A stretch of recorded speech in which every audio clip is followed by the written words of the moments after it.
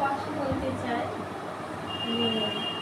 একটা গ্রামে সরস্বতী পূজায় অনুষ্ঠান হচ্ছিল, তো সেখানে অনেক পাড়ার ছেলেমেয়েরা গান করছিল, নাচছিল। আমি বললাম কমিটিতে যে আমি একটা বিনবিন থেকে গান করব।